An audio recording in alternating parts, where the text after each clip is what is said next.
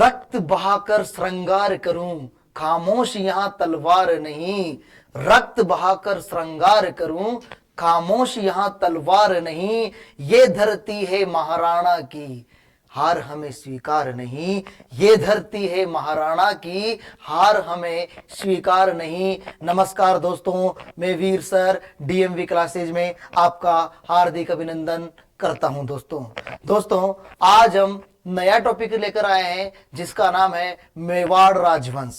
दोस्तों आज हम मेवाड़ राजवंश की चर्चा करने वाले हैं और मेवाड़ राजवंश के आज के टॉपिक के बाद आपको प्रत्येक टॉपिक में एक नया वर्जन, नया अपडेट देखने को मिलेगा। दोस्तों मैं जो भी चीज आपको साथ के साथ पढ़ाऊंगा उसके साथ उस जितना पढ़ाया उसके क्वेश्चन आंसर, विगत परीक्षाओं में आए हुए प्रश्न आंसर भी उसके साथ में लेकर चलूंगा। दोस्तों इससे आपको बहुत आसानी रहेगी कि परीक्षा में कैसे तैयारी की जाए और जो परीक्षा में प्रश्न आए हैं वो किस प्रकार से पूछे गए हैं उसका भी आपको फायदा देखने को मिलेगा। दोस्तों तो आज हम शुरुआत करते हैं मेवाड़ राजवंश की। मेवाड़ राजवंश देखिए दोस्तों, मेवाड़ राजवंश की अगर हम बात करें तो आपको यहां पर एक चित्र दिखाई दे रहा होगा। दोस्तों देखिए, ये चित्र आपको दिखाई दे रहा होगा, ये मेवाड़ राजवंश का है। सबसे इंपॉर्टेंट बात आपको इसमें ये देखने को मिलेगी कि ये सूर्यवंशी थे। सूर्यवंशी माने जाते हैं। दोस्तों तो इसके बारे में आज हम चर्चा करने वाले हैं। देखिए, मेवाड़ राजवंश से संबंधित कोई भी चीज, छोटी से छोटी, बड़ी से बड़ी चीज हो दोस्तों, उसको हम आसानी से याद करेंगे और मैं आपको बिल्कुल भी आपका वक्त जाया न करते हुए, यानी कि किसी भी टॉपिक को अलग मैटर में आपको समझाने की पूरी कोशिश करूंगा। देखो दोस्तों, इसमें क्या है कि मेवाड़ राजवंश की अगर हम बात करें तो मेवाड़ राजवंश की बात की जाए तो मेवाड़ के झंडे पर जो शब्द अंकित है वह है अते अते। अत शब्द अंकित है। दोस्तों मेवाड़ का जो झंडा है उस झंडे पर एक शब्द अंकित है, अते अते। कौन सा शब्द अंकित है दोस्तों? अते अते शब्द इस झंडे पर अंकित किया गया है। दोस्तों मेवाड़ का अगर प्रमुख शस्त्र की बात करें तो मेवाड़ का जो प्रमुख शस्त्र माना जाता है भाला या तलवार को माना जाता है। भाला और तलवार मेवाड़ के राजवंशों का क्या माना जाता है? प्रमुख शस्त्र माना जाता है। हालांकि सभी शस्त्र और अस्त्र का प्रयोग तो करते थे, लेकिन यहां पर विशेषली हम अगर देखें तो यहां का जो शस्त्र भाला व तलवार को माना जाता है। देखो दोस्तों, अगर हम आगे बात करें तो मेवाड़ राज्य का जो वाक्य है, जो दृढ़ राखे धर्म तेहि राखे करतार, ये मेवाड़ का क्या है दोस्तों? ये मेवाड़ का राज्य वाक्य कह सकते हो आप इसे, इनका आदर्श वाक्य कह सकते हो। और इनका जो झंडे पर जो अते अते शब्द है ये भी आपको याद रखना है, यानी कि जो दृढ़ राखे धर्म, जो दृढ़ राखे धर्म तेहि राखे करतार, ये मेवाड़ राज्य का राज्य वाक्य माना जाता है। दोस्तों इसके अलावा अगर हम बात करें तो विश्व का सबसे प्राचीन जीवित राजवंश अगर है तो वह मेवाड़ का गुहिल राजवंश। मेवाड़ का गुहिल राजवंश ये विश्व का प्राचीनतम जीवित राजवंश माना जाता है। दोस्तों अगर हम बात करें, दोस्तों यहां तक क्लियर है? चलो आगे बात करते हैं मेवाड़ के बारे में। तो दोस्तों हम चर्चा कर चुके हैं कि जो मेवाड़ है, मेवाड़ को प्राचीनतम किन किन नामों से जाना जाता था और कारण सहित आपको मिलेगा क्यों इनको प्राचीनतम नामों से जाना गया है और ये जो नाम दिया गया है वो क्यों दिया गया है, ये भी आपको इसमें देखने को मिलेगा। दोस्तों मेवाड़ का प्राचीनतम नाम हमें सीवी नाम से भी इसको संबोधित किया गया है। कहा जाता है कि महाभारत काल में इसे सीवी जनपद कहा जाता था। दोस्तों सीवी जनपद यानी महाभारत काल में इसे सीवी जनपद के नाम से पुकारा जाता था। इसके अलावा इसे प्रागवाट यानी संपन्न शासकों के कारण इसे प्रागवाट के नाम से संबोधित किया जाता था। दोस्तों मेदपाट इसे कहा जाता था। मेव जाति की अधिकता होने के कारण इसे मेदपाट के नाम से भी पुकारा गया है। इसके अलावा इसे मेवाड़ यानी मौर्य काल के समय इसे मेवाड़ नाम से इसे संबोधित किया गया। इसके अलावा मेरुनाल पहाड़ी क्षेत्र का प्रमुख राजवंश होने के कारण इसे मेरुनाल के नाम से भी संबोधित किया गया है। दोस्तों ये सब अगर हम देखें तो एक बार मैं फिर इसको रिपीट कर देता हूं, यानी जो प्रागवाट है ये संपन्न शासकों के होने के कारण इसे प्रागवाट कहा गया। इसे मेदपाट कहा गया, मेव जाति की अधिकता होने के कारण इसे मेदपाट के नाम से जाना गया। मेवाड़ मौर्य काल के समय इसे मेवाड़ कहा गया और मेरुनाल पहाड़ी क्षेत्र का प्रमुख राजवंश होने के कारण इसे मेरुनाल के नाम से भी संबोधित किया गया है।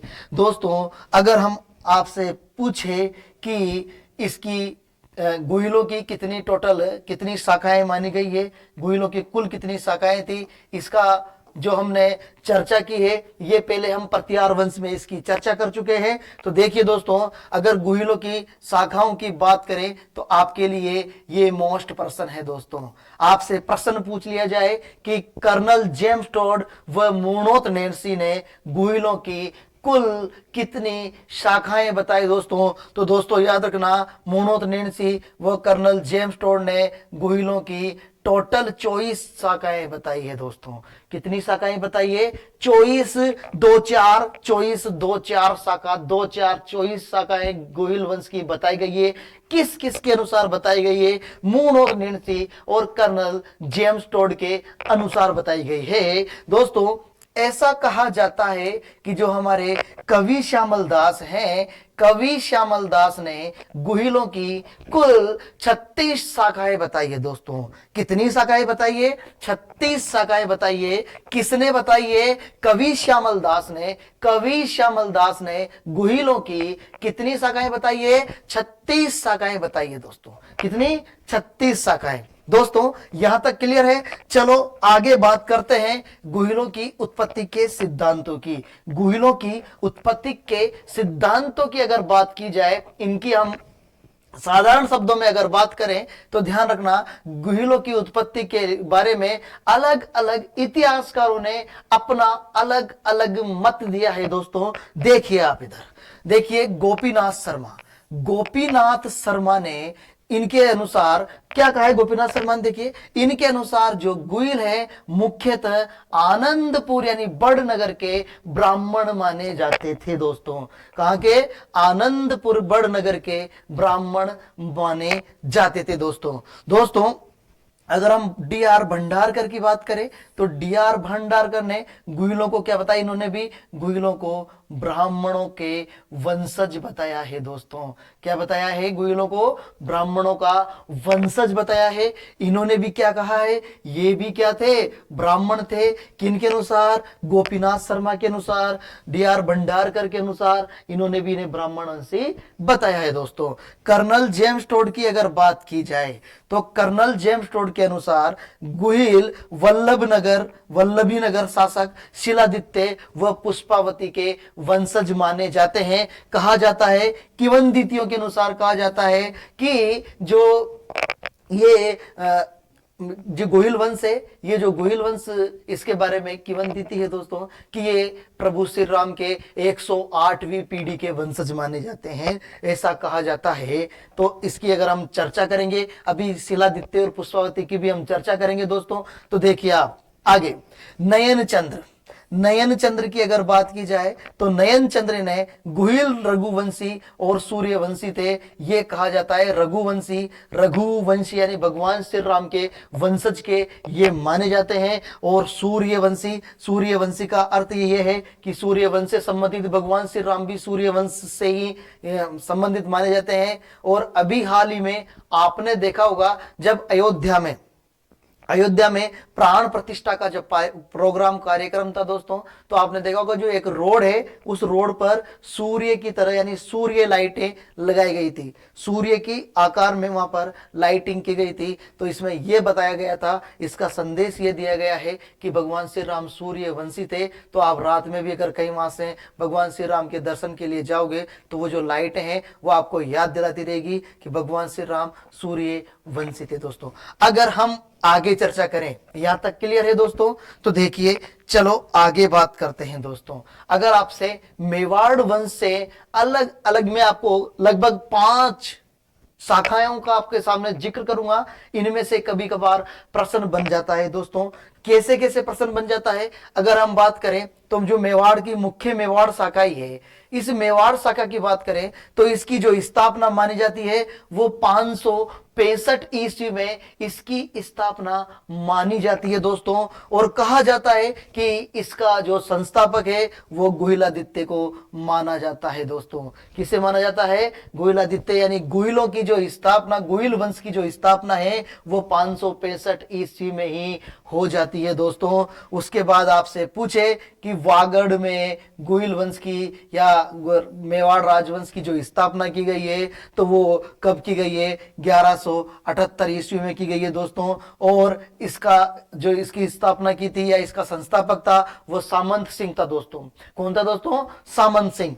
इसके बाद देखो देवलिया प्रतापगढ़। अगर देवलिया प्रतापगढ़ की बात करें तो देवलिया प्रतापगढ़ जो शाखा है इसमें जो मेवाड़ राजवंश की स्थापना 1437 ईस्वी में सूरजमल ने की थी। किसने की थी दोस्तों? सूरजमल ने इसकी स्थापना की थी दोस्तों। दोस्तों अगर हम बात करें बांसवाड़ा की, बांसवाड़ा में 1518 ईस्वी में जगमाल ने मेवाड़ वंश की स्थापना की है दोस्तों। इसके अलावा आपसे पूछे जो शाहपुरा है, इस शाहपुरा में 1631 ईस्वी में सुजान सिंह ने इस वंश की स्थापना की है दोस्तों। तो ये इनमें से कभी कभार प्रश्न बन जाता है। तो ये 4-5 आपको सारणी देखने को मिलेगी, इसमें आप इन्हें याद जरूर कर सकते हैं और आप अपना सिलेक्शन ले सकते हैं दोस्तों। यहां तक क्लियर है? चलो आगे बात करते हैं।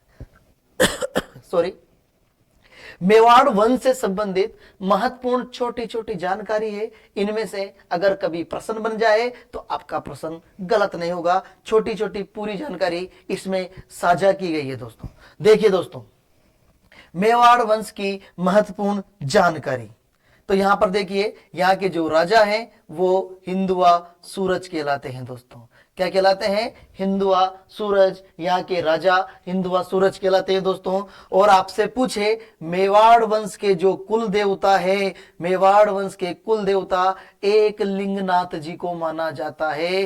किन्हें माना जाता है? एक लिंगनाथ जी को मेवाड़ वंश के कुल देवता के नाम से संबोधित किया गया है। और मेवाड़ वंश के कुल देवता, इन पूरे के पूरे वंश के जो देवता है एक लिंगनाथ जी को माना जाता है। और यहाँ के जो राजा थे वो अपने आप को दीवान कहकर बुलाते थे कि हमारे राजा तो एक लिंगनाथ जी हैं और हम तो यहां पर केवल दीवान हैं। तो देखिए दोस्तों, यहाँ की कुल देवी, मेवाड़ राजवंश की कुल देवी की अगर आपसे पूछे तो मेवाड़ वंश की कुल देवी बाण माता को माना जाता है दोस्तों।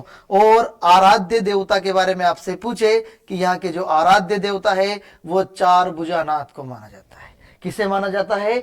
4 भुजानाथ को यहाँ के आराध्य देवता के नाम से माना जाता है। और इनका जो मंदिर है वो राजसमंद में स्थित है। चलो देखिए दोस्तों, आगे बात करते हैं।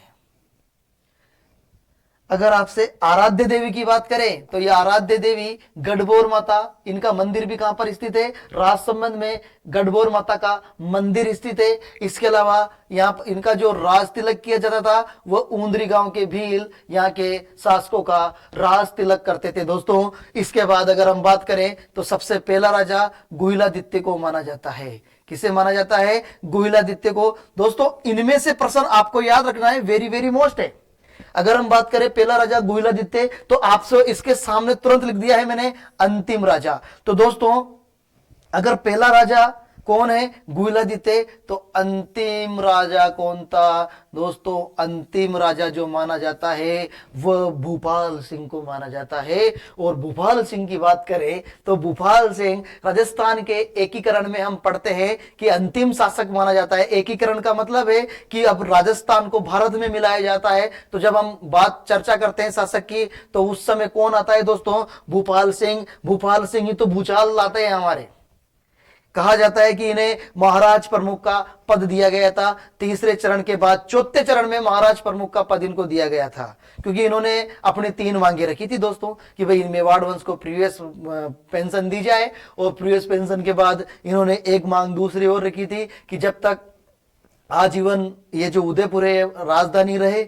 और तीसरी कि भाई यहाँ का जो प्रमुख जो राज प्रमुख है ये भी परमानेंट हमारे वंश का ही बना रहे। ये भी इनकी 3 मांगे थी, इसके बारे में विचार किया गया था। लेकिन फिर चौथे चरण में जब जयपुर को राजधानी बनाने की बात आई उस समय इन्हें महाराज प्रमुख, राज प्रमुख नहीं महाराज प्रमुख का पद दिया गया था। इनकी चर्चा जब एकीकरण हम पढ़ेंगे तब करेंगे दोस्तों सिसोदिया राजवंश की बात करें, सिसोदिया वंश की, तो सिसोदिया वंश राणा हम्मीर ने सिसोदिया वंश की स्थापना की थी और प्रथम राणा भी यही थे, क्योंकि इसके बाद से इन्होंने राणा महाराणा लगाना प्रारंभ कर दिया था दोस्तों। किसके समय से? राणा हम्मीर के समय से। और आपसे पूछे कि नौकरशाही प्रथा का अगर जनक माना जाता है तो अल्लट को माना जाता है। अल्लट ने नौकरशाही व्यवस्था की शुरुआत की थी दोस्तों आपसे पूछे, अगर यहां तक क्लियर है? चलो बात करते हैं आगे।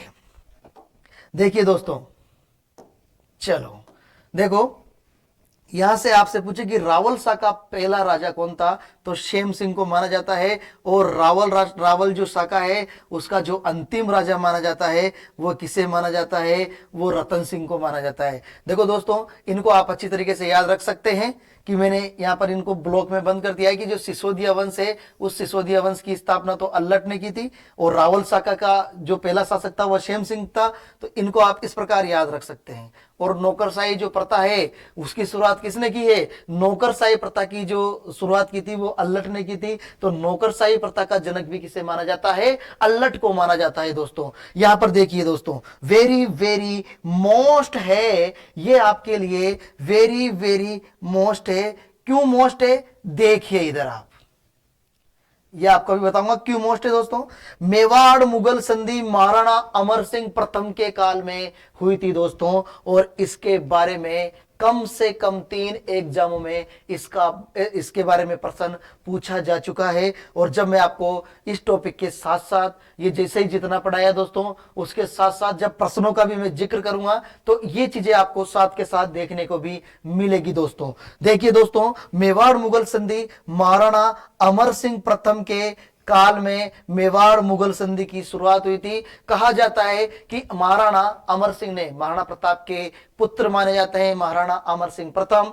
ऐसा कहा जाता है कि मेवाड़ के जो महाराणा अमर सिंह प्रथम हैं इन्होंने परिस्थितिवश मुगलों के साथ संधि को स्वीकार कर लिया था। और देखिए कब कर महाराणा अमर सिंह का जो शासनकाल माना जाता है 1597 से 1620 ईस्वी तक इनका शासनकाल माना जाता है दोस्तों। अगर हम बात करें विशेष की तो देखिए 5 फरवरी 1615 को जहांगीर और अमर सिंह के मध्य मुगल मेवाड़ संधि पर हस्ताक्षर किए गए। ये वेरी वेरी मोस्ट है दोस्तों। प्रश्न पूछ लिया जाए कि मेवाड़ मुगल संधि, प्रथम मेवाड़ मुगल संधि किस किस के शासनकाल में हुई थी दोस्तों, तो 5 फरवरी 1615 को जहांगीर और अमर सिंह के मध्य मेवाड़ मुगल संधि हुई थी दोस्तों। और कब हुई थी? 5 फरवरी 1615 को दोस्तों। किन किन के मध्य हुई थी? ये शासकों के नाम भी आपको याद रखना है, जहांगीर और अमर सिंह के मध्य हुई थी दोस्तों। फिर आपसे परीक्षा में प्रश्न पूछे, ये भी इंपॉर्टेंट है दोस्तों। सर क्या इंपॉर्टेंट है? ये भी वेरी मोस्ट है दोस्तों कि जो संधि का प्रस्ताव है वो संधि का प्रस्ताव कौन लेकर गया था या किसने संधि के प्रस्ताव को स्वीकार किया था। देखो मेवाड़ की ओर से अगर आपसे पूछे तो हरिदास झाला और शुभकरण ने इस संधि का प्रस्ताव रखा था दोस्तों। किसने रखा था? हरिदास झाला और शुभकरण ने इसका प्रस्ताव रखा था। फिर उसके बाद संधि के अनुसार क्या तय किया गया था, इनके बीच में क्या वार्तालाप हुआ है दोस्तों। और फिर क्या बात रखी गई थी कि जो राजकुमार कर्ण सिंह है ना हमारे, वो मुगल दरबार में उपस्थित होंगे। भाई हम तो आपके दरबार में नहीं जाएंगे, लेकिन जो उपस्थित होगा वो कुमार राजकुमार यानी कि अमर सिंह के पुत्र का नाम है कर्ण सिंह, वो कर्ण सिंह ही मुगल दरबार में उपस्थित होगा दोस्तों। ये बात इनके अनुसार, ये संधि के अनुसार तय किया गया। उसके बाद यह भी कहा गया जो कर्ण सिंह है उसको 5000 का मनसबदार बनाया जाएगा। तीसरे नंबर पर आप इंपॉर्टेंट देखिए, ये इस संधि के अनुसार नहीं है, ये मैंने अलग से जोड़ा है दोस्तों। अगर आपसे परीक्षा में प्रश्न पूछ ले कि अमर सिंह की छतरी कहां पर बनी हुई है, तो अमर सिंह की जो छतरी है वो आहड़ उदयपुर में बनी हुई है दोस्तों।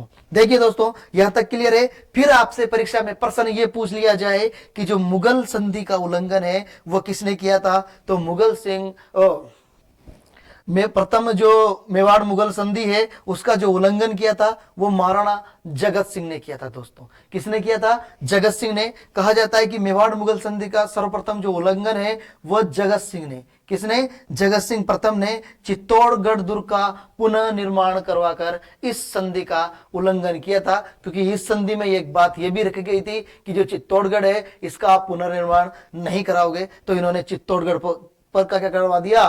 पुनर्निर्माण करवा दिया और पुनर्निर्माण शुरू कर दिया। तो इस वजह से इस संधि का क्या हो गया दोस्तों? उल्लंघन हो गया।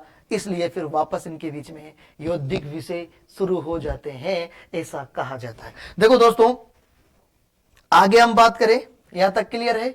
चलो आगे बात करते हैं।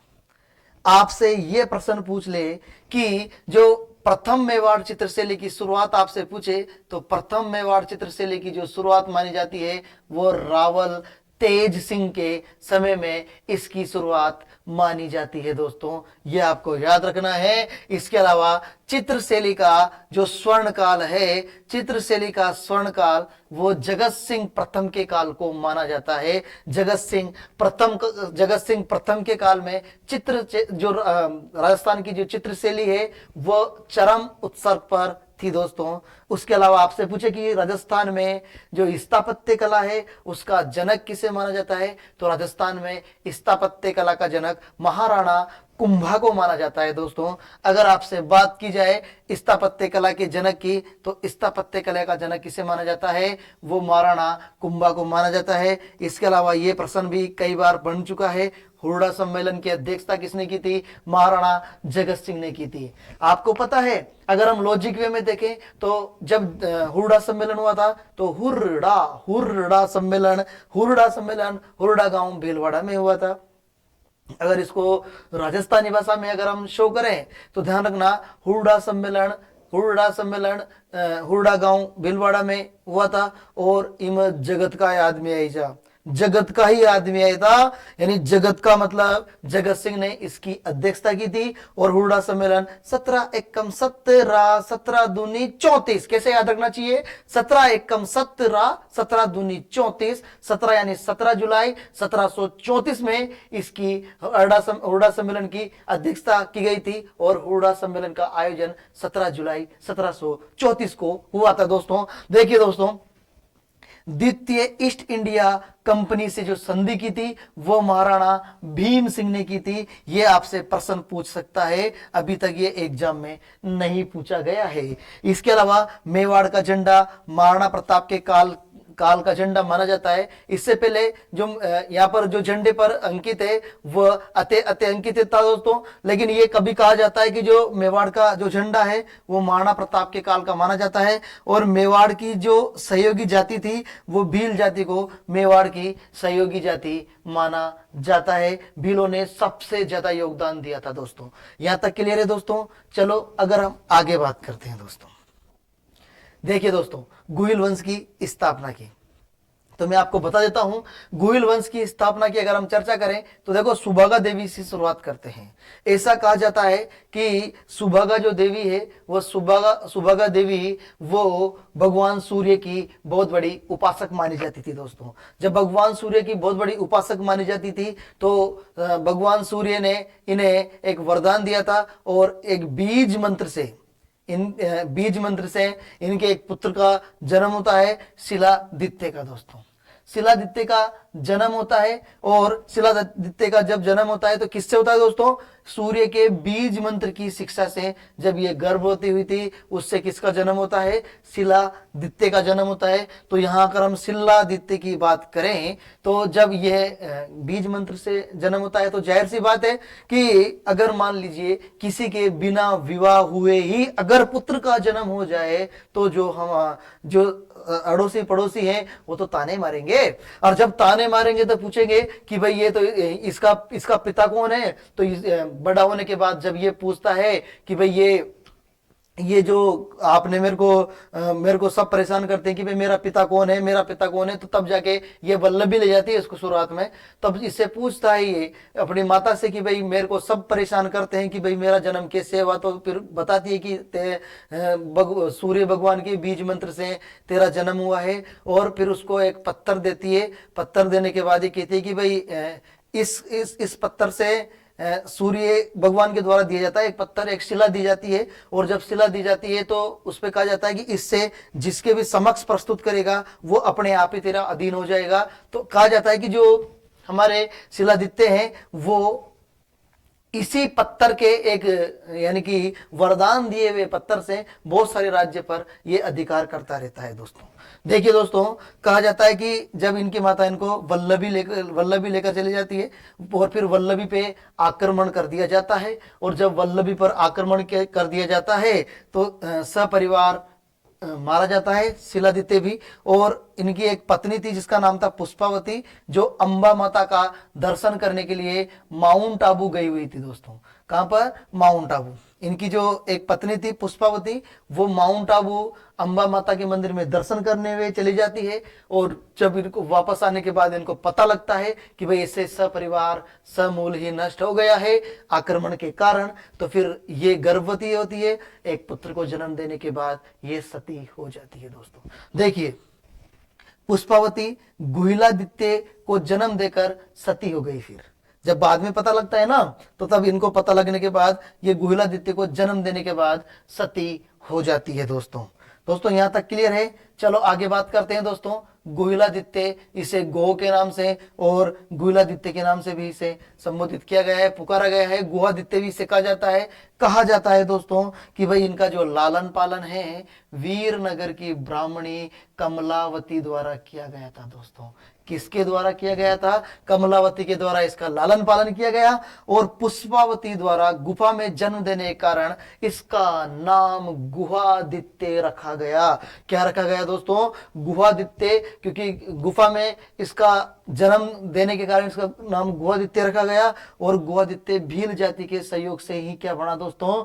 शासक बना। और कहा जाता है कि भाई जब इसका राज तिलक किया था तो एक भील थे मंडेला भील, और मंडेला भील ने अपना अंगूठा काटकर गुहादित्य का राज्याभिषेक किया था। दोस्तों ऐसा कहा जाता है। और गुहादित्य ने 566 ईस्वी में भीलों के सहयोग से गुहिल वंश की स्थापना कर दी है। दोस्तों कहा जाता है कि 565 भी कई जगह देखने को मिलेगा।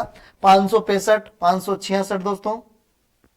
तो इसने क्या कर दिया? भीलों के सहयोग से किसकी स्थापना कर दी? गुहिल वंश की स्थापना कर दी। दोस्तों और कहा जाता है कि गुहादित्य की पीढ़ी का 8वां वंशज कौन होता है? फिर बप्पा रावल होता है। दोस्तों कौन होता है? बप्पा रावल इनकी 8वीं पीढ़ी का वंशज माना जाता है, बप्पा रावल को।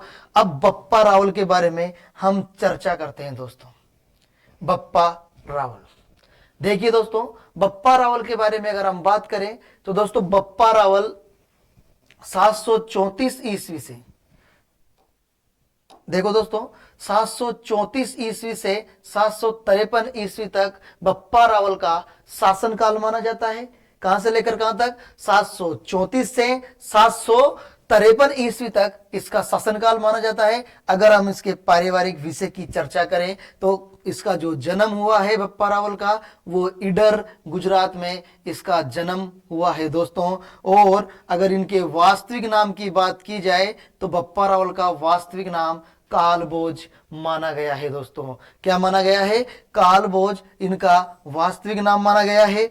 और अगर हम आगे बात करें तो इनको उपाधि कौन कौन सी उपाधि दी गई है? दोस्तों तो देखो इनको उपाधि हिंदू सूर्य, राजगुरु, चकव्वे,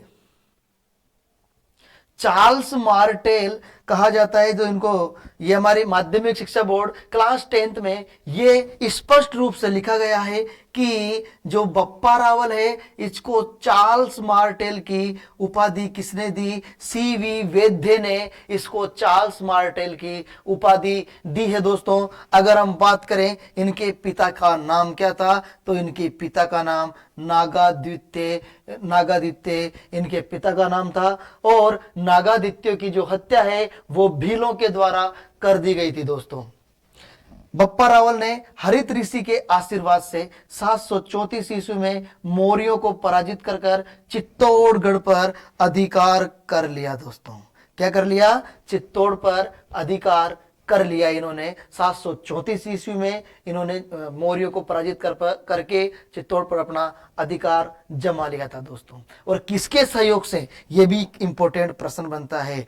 किसके सहयोग से? हरित ऋषि के आशीर्वाद से। इनको हरित ऋषि ने आशीर्वाद दिया था कि बस आपकी विजय होगी, क्योंकि कहा जाता है कि भाई ये इनको अमृत भी देना चाह रहे थे।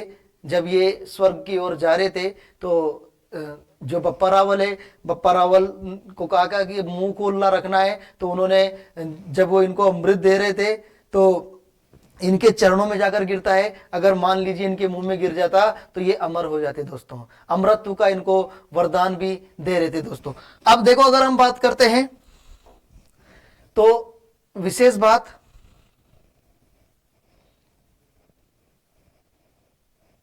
आपसे परीक्षा में प्रश्न पूछे कि बप्पा रावल ने किस किस को अपनी राजधानी बनाई दोस्तों, तो बप्पा रावल ने 734 ईस्वी में मेवाड़ का शासक बनकर अपनी राजधानी नागदा उदयपुर को बनाई दोस्तों। आपसे प्रश्न पूछ लिया जाए कि बप्पा रावल ने राजधानी किसको बनाई, तो बप्पा रावल ने दोस्तों अपनी राजधानी नागदा उदयपुर को बनाई है। इसके बाद देखिए, मेवाड़ में गुइल वंश का वास्तविक संस्थापक किसे माना जाता है? बप्पा रावल को माना जाता है। ये इंपॉर्टेंट प्रश्न है आपके लिए। आपसे पूछ ले कि मेवाड़ में गुइल वंश का वास्तविक संस्थापक किसे माना जाता है, तो वो बप्पा रावल को माना जाता है। अगर आपसे पूछे कि इनके कुल कितनी रानियां थी? 100, जिसमें से मुस्लिम रानियां कितनी थी? 35 मुस्लिम रानियां बप्पा रावल की थी दोस्तों। और आपसे पूछे कि रणकपुर प्रशस्ति में बप्पा रावल व कालभोज को अलग अलग बताया गया है। कौन सी प्रशस्ति में? रणकपुर प्रशस्ति जो पाली में है, ये रणकपुर प्रशस्ति में बप्पा रावल और कालभोज दोनों को ही अलग अलग बताया गया है। और बप्पा रावल ने रावलपिंडी नगर को बसाया था दोस्तों। जो आपने देखा होगा, रावलपिंडी पाकिस्तान में स्थित है दोस्तों। पाकिस्तान में रावलपिंडी स्थित है, उसको किसने बसाया था? बप्पा रावल ने। कहा जाता है कि बप्पा रावल इतना प्रतापी शासक था दोस्तों, इसने पर्शिया तक, यानी आज वर्तमान में ईरान, वहां तक अपना क्षेत्र, अपना आधिपत्य क्षेत्र को स्थापित कर लिया था दोस्तों। इसके बारे में कहा जाता है, देखो यौद्धिक विषय की बात करें तो इसने सबसे पहले किसको मुक्त करवाया? इसने सबसे पहले सिंध क्षेत्र को मुक्त करवाया। इसने देखो ईरान का जो प्राचीन नाम था, इसे पर्शिया कहा जाता था। क्या कहा जाता था? पर्शिया, जो आज वर्तमान में ईरान है दोस्तों। इसके बाद इराक, खुरासान तक इस प्रदेश को जीत लिया था दोस्तों। चलो दोस्तों, आगे अब इनके सांस्कृतिक विशेषता की बात करते हैं दोस्तों। सांस्कृतिक विशेषता देखो दोस्तों, सांस्कृतिक विशेषता की अगर बात की जाए तो सांस्कृतिक विशेषता, इन्होंने एकलिंगनाथ जी के मंदिर का निर्माण करवाया दोस्तों। आपसे प्रश्न पूछ ले, एकलिंगनाथ जी के मंदिर का निर्माण किसने करवाया? चलो हम इसके बारे में बात करें तो आपसे पहला प्रश्न पूछे कि जो एकलिंगनाथ जी का मंदिर है, इसे किस नाम से जाना गया है? इसे पाशुपत या लकुलिश मंदिर के नाम से भी इसे जाना जाता है। आपसे पूछे कि जो एकलिंगनाथ जी का मंदिर है ये कहां पर स्थित है, तो ध्यान रखना, एकलिंगनाथ जी का मंदिर कैलाशपुरी गांव उदयपुर में स्थित है। तो यहां पर हम इसको यहां भी लिख सकते हैं, उदयपुर में स्थित है एकलिंगनाथ जी का मंदिर, उदयपुर में कैलाशपुरी गांव में स्थित है दोस्तों। चलो दोस्तों, आगे बात करते हैं। अगर आपसे पूछे कि इस मंदिर का जो निर्माण करवाया वो किसने करवाया, तो दोस्तों इसका निर्माण कालभोज ने करवाया। किसने करवाया दोस्तों?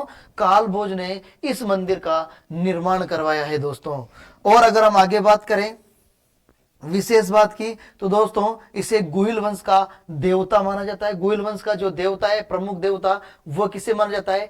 एक लिंगनाथ जी को गुहिल वंश का देवता माना जाता है। इसके बाद दोस्तों आपसे पूछे जो राजा होते थे ना, इनके दीवान होते थे। ये मैंने अभी आपको पहले बताया, इनके जो राजा थे वो दीवान, अपने आप को केवल दीवान कहते थे, और कहा जाता था कि उनको तो डायरेक्ट अपना शासक मानते थे ये, कि भाई शासन ये कर रहे हैं, हम तो केवल एक दीवान हैं।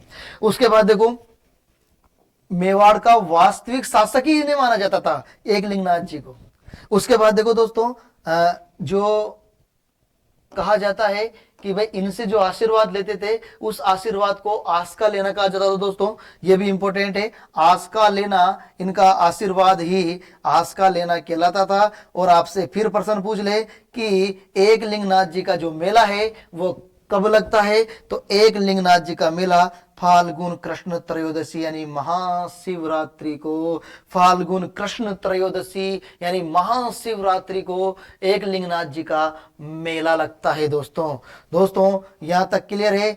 आगे बात करते हैं। देखो आपसे प्रश्न ये पूछ ले कि इन्होंने क्या कार्य किया दोस्तों। तो दोस्तों इन्होंने जो कार्य किया वो किया था, इन्होंने अपनी जो प्रथम राजधानी थी, वो प्रथम राजधानी नागदा उदयपुर को बनाई थी। दोस्तों किसको बनाई थी? दोस्तों नागदा उदयपुर को इन्होंने अपनी प्रथम राजधानी बनाई थी। तो दोस्तों आज बस पार्ट 1 में इतना ही आपको मिलेगा। दोस्तों इसके बाद यहां तक जो मैंने पढ़ाया, इससे संबंधित परीक्षा में कौन कौन से जो प्रश्न पूछे गए हैं, इसकी चर्चा मैं कल आपसे करने वाला हूं। उसके बाद दूसरे शासकों को जब हम लेंगे तो इनके क्वेश्चन आंसर साथ के साथ लेकर चलेंगे। दोस्तों इससे जो विगत परीक्षा में प्रश्न पूछे गए हैं उससे आपको रूबरू होने का साथ के साथ मौका मिलेगा। ऐसा नहीं होगा टॉपिक पढ़ा दिया फिर हम क्वेश्चन आंसर करा रहे हैं। दोस्तों इसके साथ के साथ अपन क्वेश्चन आंसर लेकर चलेंगे, इससे आपको बहुत फायदा मिलेगा। दोस्तों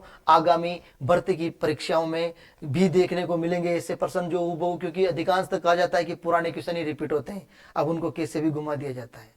इसलिए मैं साथ के साथ आपके सामने इन प्रश्नों को भी लेकर आऊंगा और प्रश्नों की चर्चा भी हम साथ के साथ करेंगे और इनकी विस्तृत व्याख्या भी साथ के साथ करते रहेंगे। दोस्तों यदि आपने हमारे चैनल को सब्सक्राइब नहीं किया है तो इसको ज्यादा से ज्यादा लोगों तक शेयर करें, सब्सक्राइब करें और अपने मित्रों को भी शेयर करें और उनको पढ़ने के लिए कहें। दोस्तों कल मिलते हैं अगली क्लास में, जब तक के लिए बहुत बहुत धन्यवाद। भारत माता की जय, वंदे मातरम। दोस्तों